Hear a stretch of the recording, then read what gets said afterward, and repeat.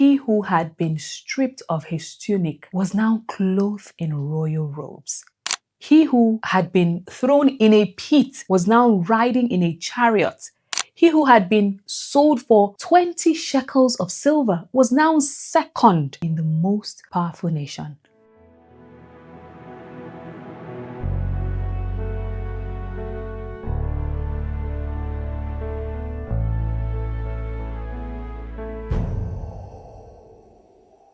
Hey, dear friends, welcome back to Stories of Faith and Grace podcast. This is episode 3 of our Unshaken series, and I have to say, I am genuinely loving every step of this journey with you. If you haven't caught the last 2 episodes yet, please add them to your watch list this week. I trust God will meet you right where you are through those messages. Before we go into today's story, I want to ask you something real and honest. What do you do when life does not make sense? Do you keep holding on or do you give in?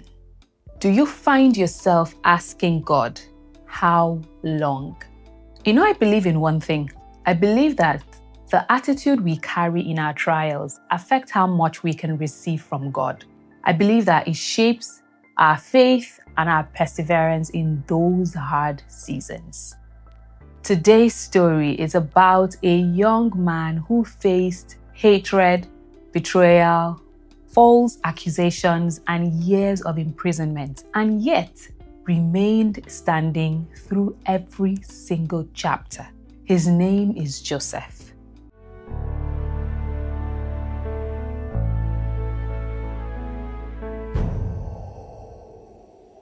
Joseph was the beloved son of Jacob, also called Israel. He had 11 brothers, and by the time he was 17, he was working in the fields alongside them. His father loved him deeply, and so made him that famous tunic of many colors. His brothers saw the favoritism, and they hated him for it. Then Joseph had a dream and told his brothers about it. That only made things worse. They said, "So you think you will reign over us?" And they hated him even more for his dreams and for his words. One day, Jacob sent Joseph to check on his brothers in the field. When they saw him coming from a distance, they conspired to kill him.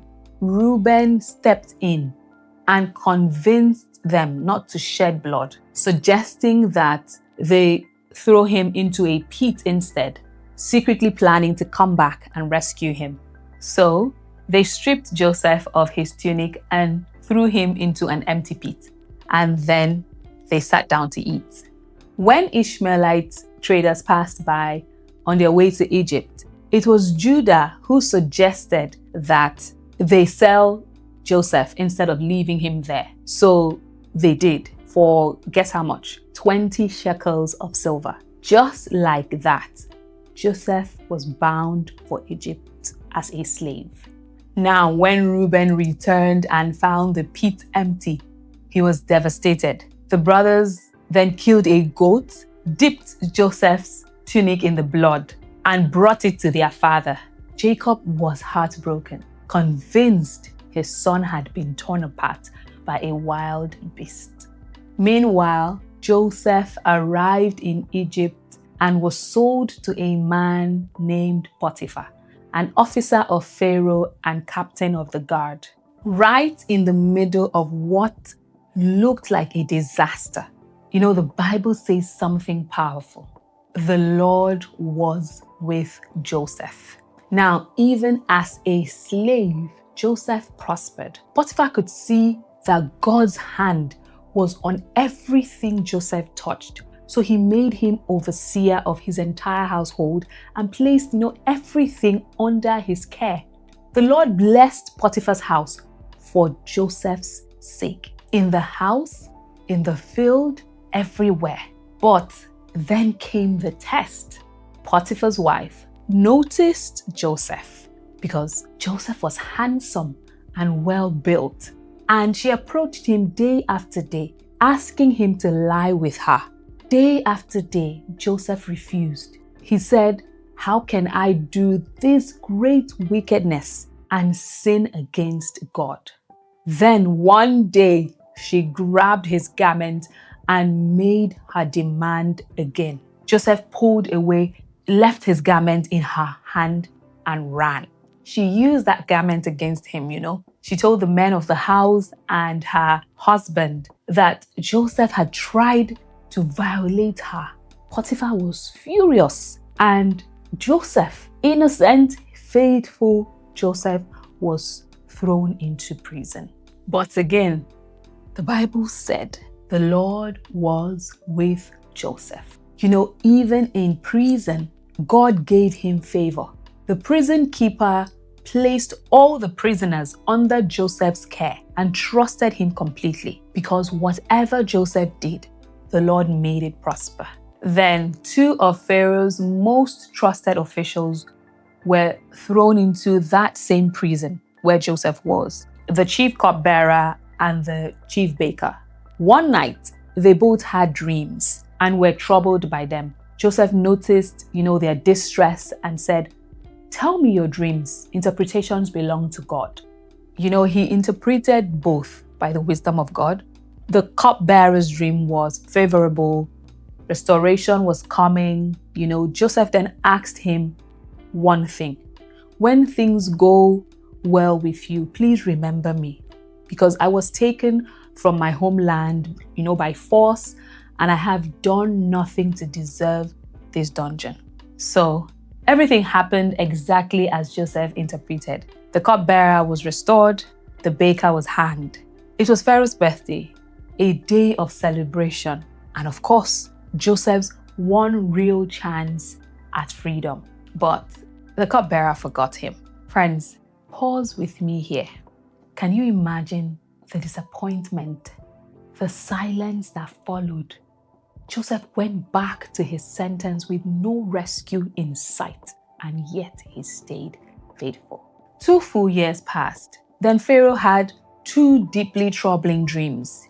He called every magician and wise man in Egypt, and not one could interpret them. It was in that desperate moment that the cupbearer finally remembered Joseph. Pharaoh sent for him immediately. Joseph was brought out of the dungeon. He shaved, changed his clothes, and stood before the most powerful man in the world at the time. Pharaoh said, "I have heard that you can interpret dreams." And Joseph's answer tells us everything about who he was. He said, "It is not in me. God will give Pharaoh the answer he desires." Now, 13 years of suffering, and Joseph still knew exactly who God was. So he interpreted both dreams: 7 years of abundance, followed by 7 years of devastating famine. He told Pharaoh the matter was firmly decided by God, and then he offered wise counsel on how to prepare. Pharaoh turned to his officials and asked them, "Can we find anyone like this man, one in whom is the Spirit of God?" Then he looked at Joseph and said, "There is no one so discerning and wise as you. You shall be in charge of my palace. All my people will submit to your orders." And, with that, everything changed. Pharaoh placed his signet ring on Joseph's finger. He dressed him in fine linen and put a gold chain around his neck. Joseph rode in royal chariots with people calling out before him, "Make way, make way." Friends, Joseph was 30 years old at that time.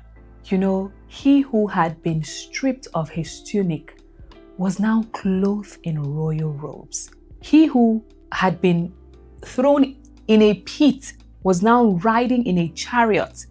He who had been sold for 20 shekels of silver was now second only to Pharaoh in the most powerful nation on earth at the time. God had not forgotten Joseph. After then, Joseph got married and he had 2 sons.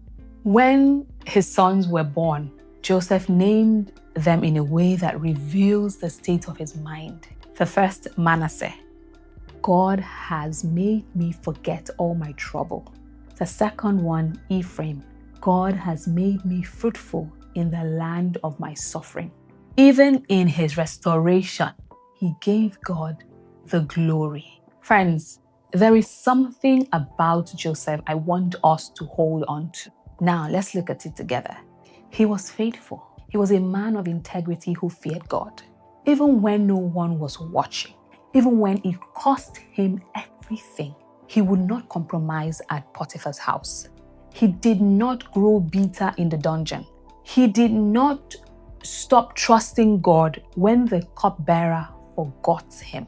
And when God was ready to move, friends, when God was ready to move, he created a problem that no one in the entire kingdom could solve just to bring Joseph out.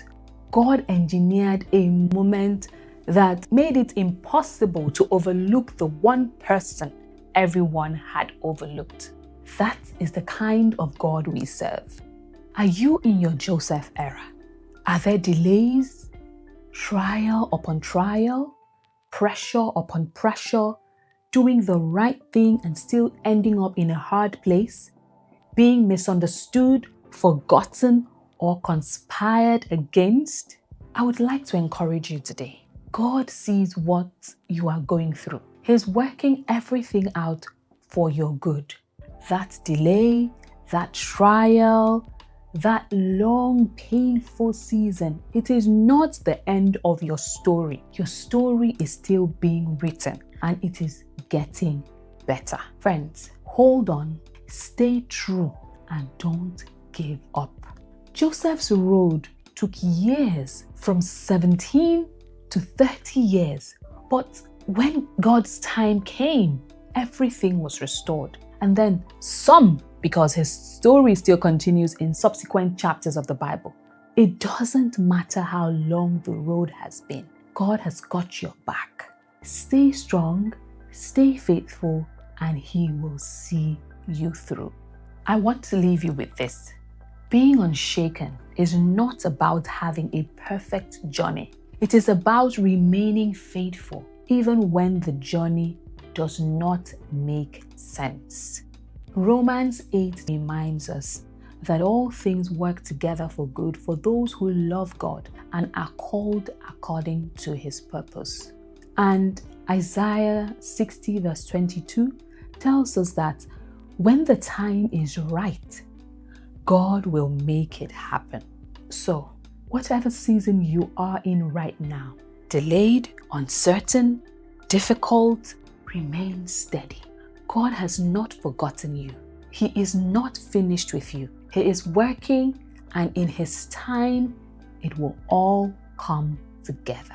Because being unshaken doesn't mean life won't test you. It means your faith stays firm even when life does. Thank you so much for being here for episode 3 of our Unshaken series. In our next and final episode, we are going to look at Esther, a woman who risked everything to save her people. You do not want to miss it. Please, I encourage you to like and subscribe if you haven't already, and share this episode with someone who needs to hear it today. Let's get this message to every heart that needs it. God bless you.